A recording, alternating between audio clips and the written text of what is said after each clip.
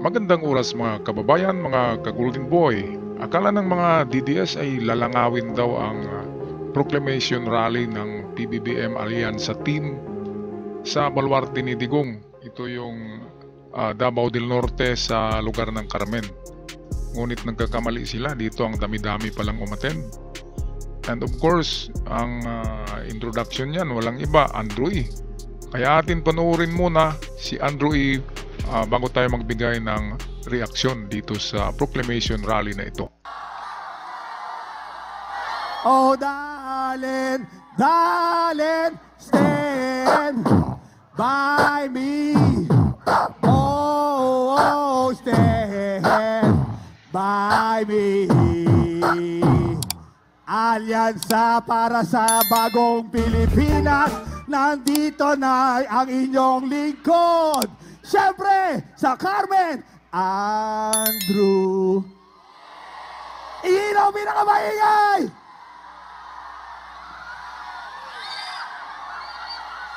Thank you! God bless Carmen! Thank you! Ayan, napakaraming tao, siksikan, di ba? O makita naman natin, no? Nagsiksikan talaga. Pero sa mga vlog ng mga DDS ay nilalangaw daw eh. Pero hindi nila pinupuntirya ng kanilang kamera ang grupo ng mga tao na narito nagsiksikan. Yung tinatarget nila, yung nasa labas lang na kukunti. Kaya disinformation pa rin ng mga DDS vlogger. Kahit na alam nila na grabing umattend dyan, no? Eto, pakinggan muna natin si PBBM. Alyansa ng bagong Pilipino. Alyansa ng bagong Pilipino. Alyansa para sa bagong Pilipinas. Pagkakaisa ng damdamit hangarin. Alyansa. Maayong gabi, kaninyong tanan. Parang in the mood pa rin kayo dahil nakikita ko sa ngiti ninyo. Parang Valentine's Day pa rin. 18,200 ang kandidato ng alyansa. At yan po ay buong buo, solid na solid, kagaya po ng ating mga kandidato para sa senador. Bakit po ganun?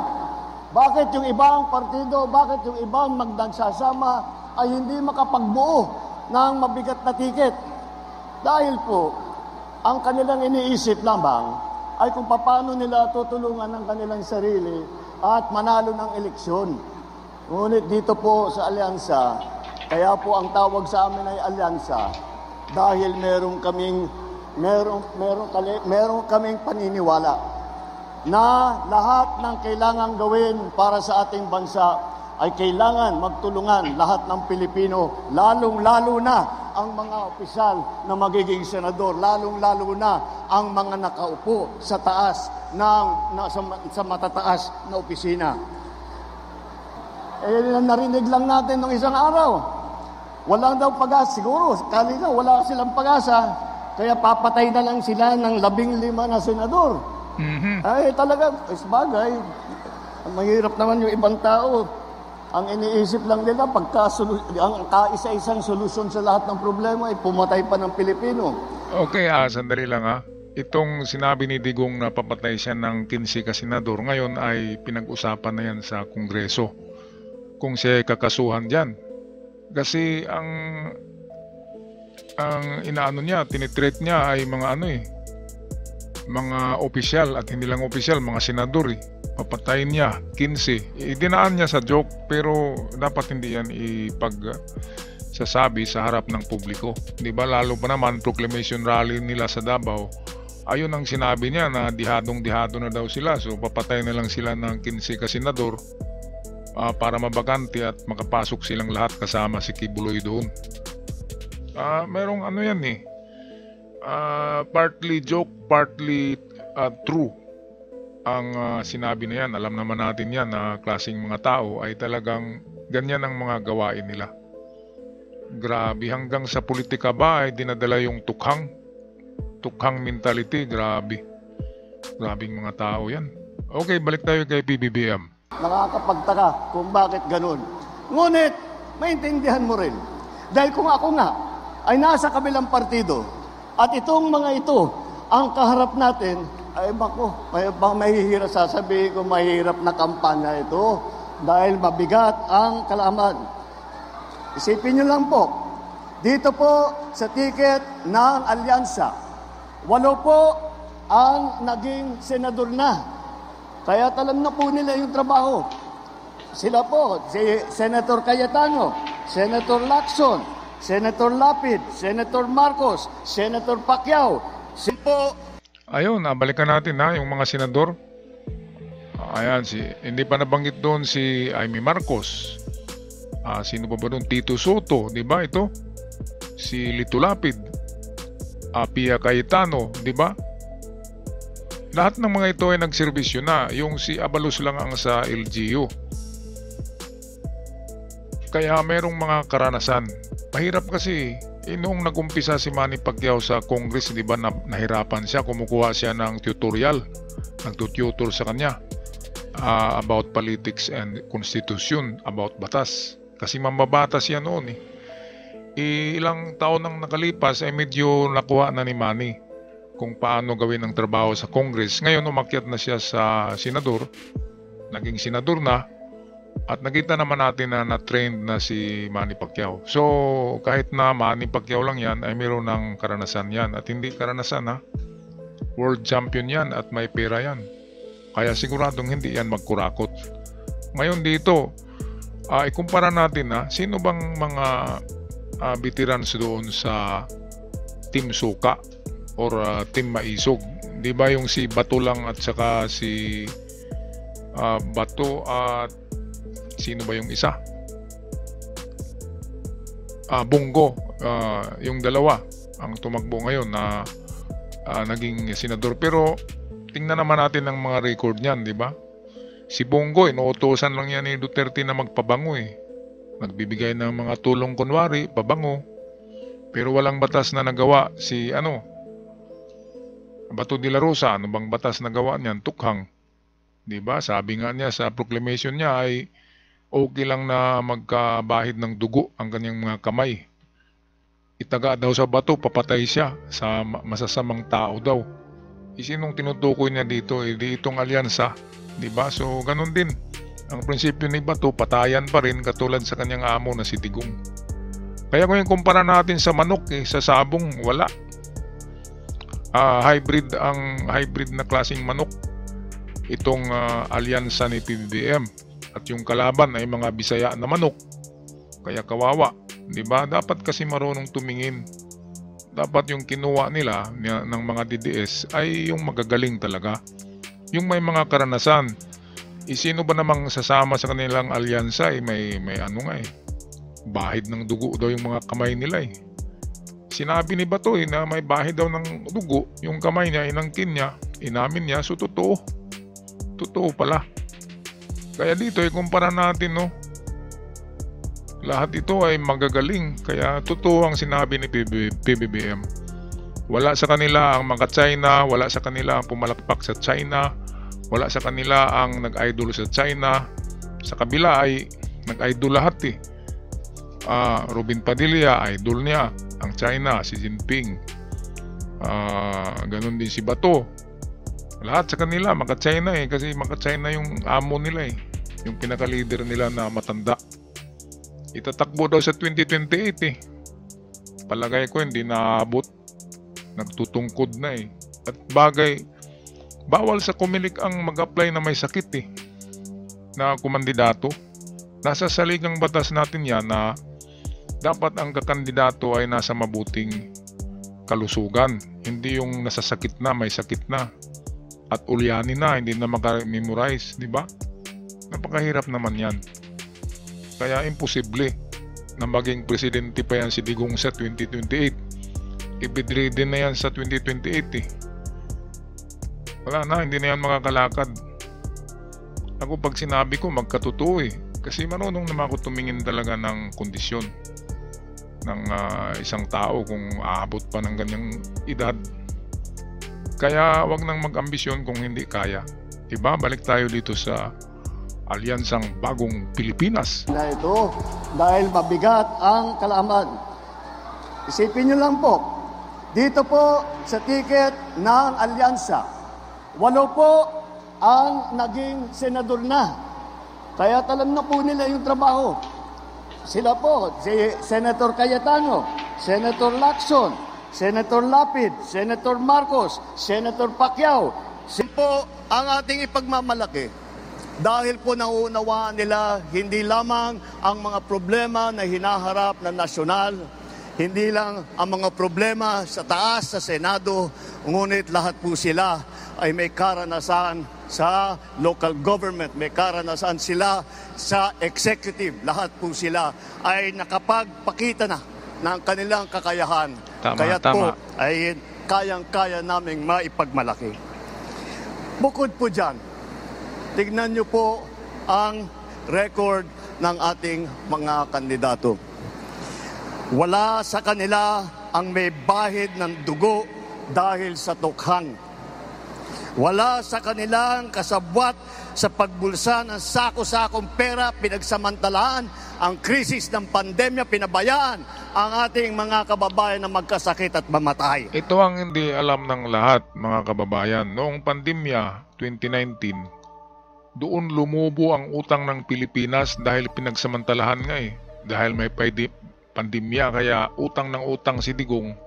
Umabot ng 7 trillion lahat ang utang niya.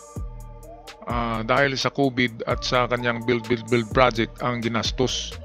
Pero sobrang lagi kasi pagsasamahin natin ng mga utang nila Gloria Arroyo, ni Pinoy at ng yung mga presidente pa noon, ay hindi umabot ng 7 million ang utang ng nakaraang presidente bago kay Digong. Pero kay Digong ay 7 trillion. Meron tayong graph niyan Meron tayong graph. Ito.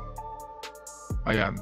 So, ang graph ni Digong, yung analytics niya, yan talaga ay pinakamataas sa lahat na utang ng buong presidente sa Pilipinas, ng lahat ng presidente. Kaya tama, sabi ni PBBM, nasako-sakong pera, nilustay lang nung COVID. Order ng order dahil sa komisyon, benta ng benta ng mga gamit sa COVID. Ayan, parang ginahasa ang kaban ng Pilipinas Dahil pinagsamantalahan nga dahil COVID walang mag-question kasi COVID. Pero karamihan naman ng sa COVID, di ba? Mga vaccine, mga donation lang yun Pero ang ginawa ni Digong, bili ng bili siya para sa komisyon. Mayroong komisyon Paano ka makakabili kung walang pirma ng presidente? Paano makabili ang health organization sa Pilipinas kung walang pirma ng presidente noong COVID? Kaya yun yung nangyari. 7 million lumubo ang utang ni Digong sa 7 million. Utang niya lang yun. Hindi utang ng ibang pangulo. Yung sariling utang lang talaga ni Digong is 7 trillion pala, hindi billion. 7 trillion pesos. Noong COVID, paglabas ng COVID na yan ay 7 trillion na ang utang ni Digong. Sariling utang niya, hindi kasama yung kay Pinoy, kay Gloria Arroyo, kay Cory, hindi yung kasama. Kaya grabe ang laki-laki ng utang ni Digong. Saan kaya napunta yung pera? Ngayon sasabihin niya na wala siyang pamasahe papunta sa Congress. Galing ng Davao, yung dami-daming pera Okay, balik na tayo kay PBBM. Wala sa kanila ang mga pumapalakpak sa China at natutuwa pa kapag tayo ay binobomba ng tubig. Tinatamaan ang ating mga Coast Guard, hinaharang ang ating mga mangingisda, ninanakaw ang kanilang huli. At bukod pa ron ay inaagaw pa ang mga isla natin para maging bahagi ng kanilang bansa. Wala po sa kanila ang tilang sakristan ng isang bulaang propeta na nasasakdal dahil sa pagyurak sa ating kabataan at sa ating kababaihan. Wala sa kanila ang tagataguyod ng pugad ng krimen, ng sentro ng paglalapastangan ng mga kababaihan na mga pogo. Itong mga binanggit ni PBBM dito, ito ang lahat ng kasalanan ng administrasyon ni Digong. lead by himself. Hindi magkaganon ang kanyang administrasyon kung hindi siya ganon, di ba? Siya yung leader ng lahat diyan eh. Siya yung nag-umpisa ng lahat ng inapprove niya ang Pugo dahil kay Xi Jinping, dahil pera-pera. So nagkaroon ng Pugo Hub sa buong Pilipinas. At halos diyan sa Luzon ang dami-dami na pala eh. Ang daming illegal sa Pugo Hub. Kaya hindi lang sugal lang na riyan, lahat nandiyan. Pati kidnapping by Chinese. Ang kinidnap ay Chinese din na mga businessman sa Pilipinas. At meron ding prostitution, yung kanilang mga tinatawag na dating site. Merong prostitution doon. At meron ding porn, yung mga bold movies, diyan din gumagawa din sila diyan kasi maraming mga ano diyan. At nagbibideo din sila. Grabe talaga, pugad ng kasamaan ng Pugo. Ay, hindi lang sugal, pati drugs nandiyan na kumpleto. At sino bang nag-approve niyan? Digong pa rin. Kaya digong pa rin ba kayo? Kaya pag-isipan nyo yan para sa future ng Pilipinas. Ang kanilang ginagawa, pinapasa nila kay PBBM na drug addict daw si PBBM. Napatunayan naman na yung video na sumisinghot ng pulburon ay tauhan pala ni sino ba yung dugong na bakla? Yung speaker ni Digong, yung nagtatago na rin ngayon si Harimau Rocky. Kaibigan pala ni Harimau yun eh, yung mistiso in chick na yun na mukhang PBBM. Yun ang pinasinghot niya ng pulburon. Yun pala yung drug addict, di ba? Kahit nalaman na hindi si PBBM yun, nakatatak pa rin sa utak ng mga DDS na bangag daw si PBBM eh. Kung bangag yan, dapat wala na, hindi na yan matino ngayon. Dapat hindi na yan makapagsalita ng maganda sa ganitong mga proklamasyon. Okay, balik tayo sa video at ating pakinggan ng mabuti dahil sa totoo itong mga sinasabi ng ating Pangulo. Tayo ngayon ay nasa sangandaan ng ating paglalakbay bilang isang malayang bansa. Bilang isang sambayanang may dangal, may sipag at may talino. Tayo ba ay papayag na babalik sa panahon gusto ng kung kailan gusto ng ating mga liderato maging probinsya tayo ng China? Babalik ba tayo sa nakaraan na ibinubugaw ang ating bayan bilang isang sugalan ng mga dayuhan? Mga DDS. Nais ba natin bumalik sa landas na umaapaw sa dugo ng mga inosenteng mga bata na inagaw sa kanilang mga anak, mga ina, kinuha sa kanilang mga tahanan at inagaw ang kanilang kinabukasan? Dito ako na bumaliktad na itong pagtukhang na ni Duterte sa pati mga bata mga teenager, kahit yung abnormal binaril eh. Kaya ang pagiging DDS ko noon, dahil taga Mindanao ako kaya DDS ako, ay diyan ko na na-realize bakit pati mga bata na inosente, mukhang abnormal lang, binaril pa. At nalaman natin na kalahati pala sa natukhang ay talagang mga inosente, mga napagkamalan lamang, mukhang adik, mukhang tabingi ang muka, mukhang sinasabi nga ni Bato, mukhang agnas na. Binabaril ka agad para sa meron kasing reward money kapag nakapatay ka ng tukhang, ng mukhang tukhang. Hindi lahat na ganyan talaga Si PBBM medyo matabingi lang yung bunganga, sasabihin na nila na nagsyabu. Hindi yan magsasyabu. Kung mag-drugs yan, yung mamahalin drugs, hindi syabu. At kung nag-drugs yan, hindi na yan matino, nasa mental hospital na yan. Kasi masisira ang ulo mo. Katulad kay Digong, di ba? Wala na ibang masabi kundi patayan. Dahil nasisira yung utak niya ng kanyang gamot na fentanyl. Ayan ang katotohanan dyan. At pagdating ng 2028, 3 years from now, ano kayang mangyari sa kanya, no? Makakalakad pa kaya yan? Makapag-isip pa kaya yan? Ay nako, hindi na may balik ang nakaraan. Kung mga hari kayo noon, ang mga hari ay namamatay rin. Di ba? Ang mga hari ay nagpahinga rin. Kahit yung mga hari sa Inglaterra, sa England noon, sila King Philip, di ba? Napaka-astig na mga hari yun.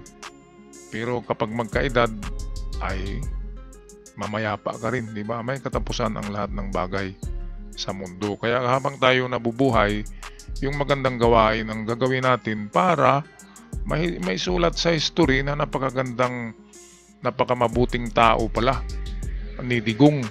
Kung mabuti ang kanyang ginagawa. Kaya si PBBM, nililinis niya ang legacy, ang pangalan ng kanyang ama. Nililinis niya, kaya hindi siya gumagawa ng mali ngayon para malinis na talaga ang pangalan ng mga Marcos. Kaya ito, development ng palagi. Project, development, pinaganda ang Pilipinas, binabayaran ng utang ng Pilipinas. Merong nagsabi, bakit may utang pa tayo? Ang binabayaran ni PBBM, klaruhin lang natin ay yung utang niya sa 2023, utang niya sa 2024, yun ang kanyang binabayaran. So, naiwan pa rin yung mga utang ng mga nauuna. Pero yung kanyang utang, sa taon-taon kasi umuutang ang ating bansa. Kahit sinong presidente, sa bawat taon, uutang para sa budget ng lahat. Budget ng congressman, budget ng senador. Ayan, kaya uutang talaga ang Pilipinas para gagamitin na budget.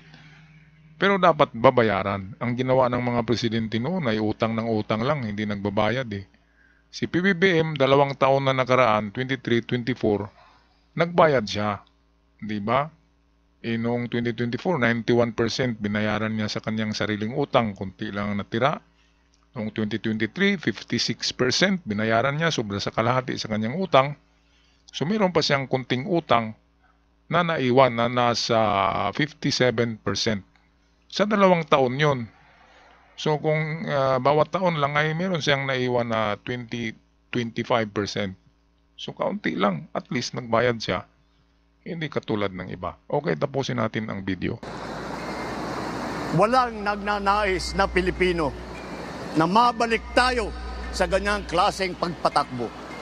Kaya naman, pakakatiyak po kayo na kapag ang ating mga kandidato ay naluklok sa Senado at sila ay nagsimula ng kanilang trabaho, asahan po ninyo na sila po ay hindi makikihalo, hindi makikilahok sa ganyang bagay na ating iniwanan na at na ayaw balikan.